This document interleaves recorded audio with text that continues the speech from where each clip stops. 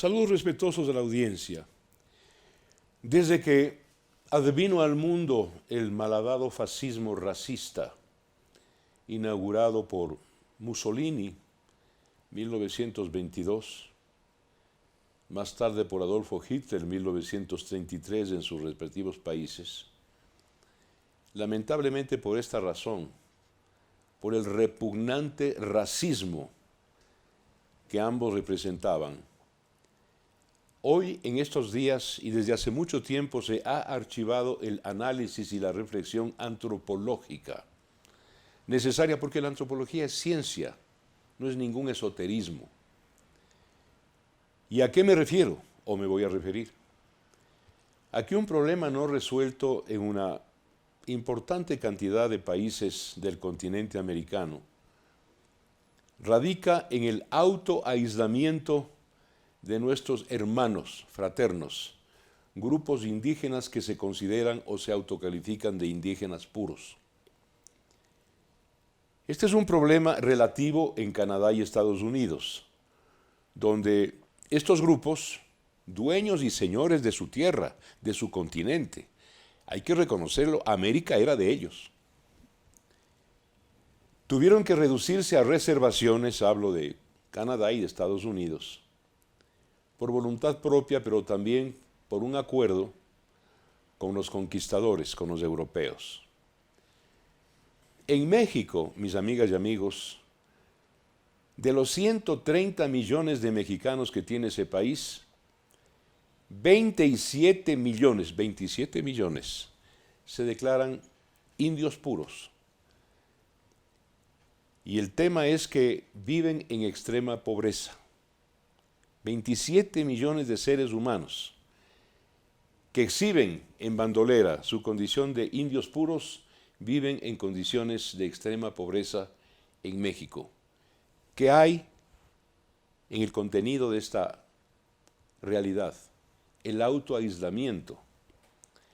Lo propio acontece en países centroamericanos, voy a mencionar a dos, donde el problema es crudo y es visible: Guatemala, Honduras, aunque también en Panamá. Panamá, que es una nación y un estado próspero.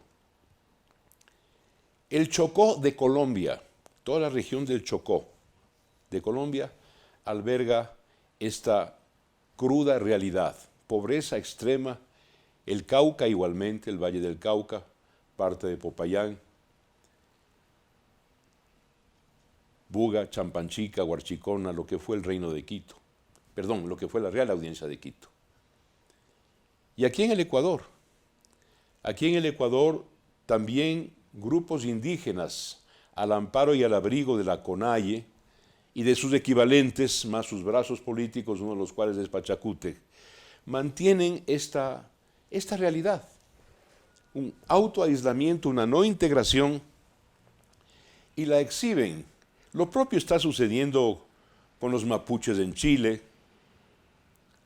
con sectores quichuas en el norte de Argentina, de alguna manera en Paraguay, en buena medida también en Brasil.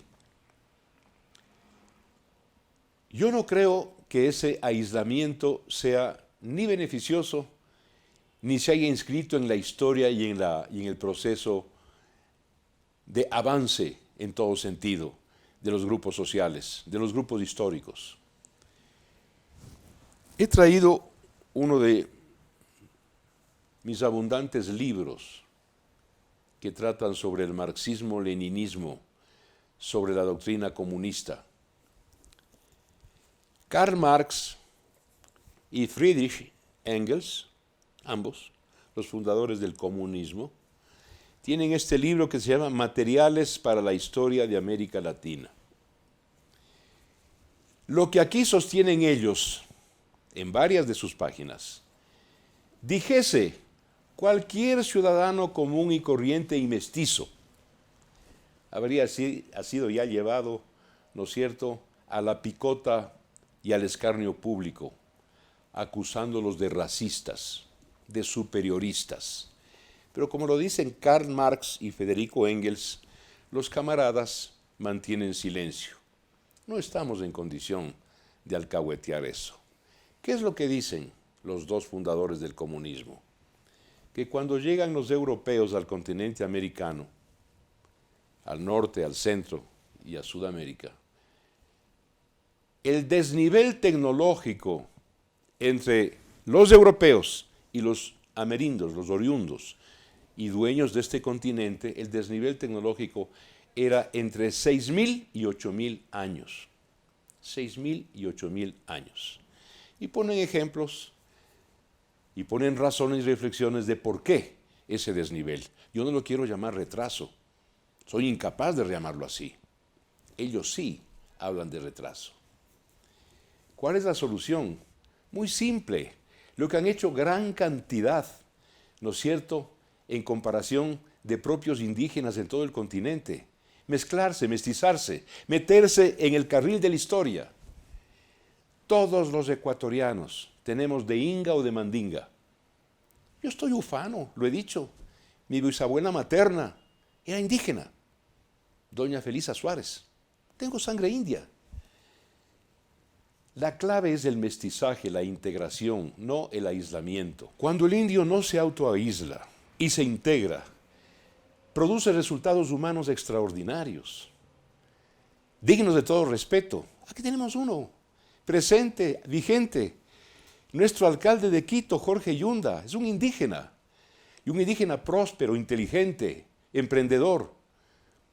Un ejemplo para mucha gente. Ahí tenemos a Luis Chuxi, nuestro queridísimo Francisco Eugenio de Santa Cruz y Espejo, y tantos otros, que no se metieron, ¿no es cierto?, no se enconcharon en el aislamiento, sino que se integraron y nos han dado muestras de su personal mérito y algunos de ellos de su personal grandeza.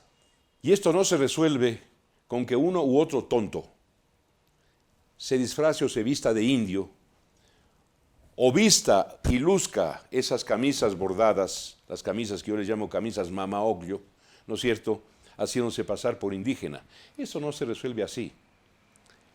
Hay un profundo análisis que hacer, un diagnóstico que realizar y un empujar intenso, sin ambajes, sin retrasos, el mestizaje que debe ser evidentemente étnico, cultural, económico, social.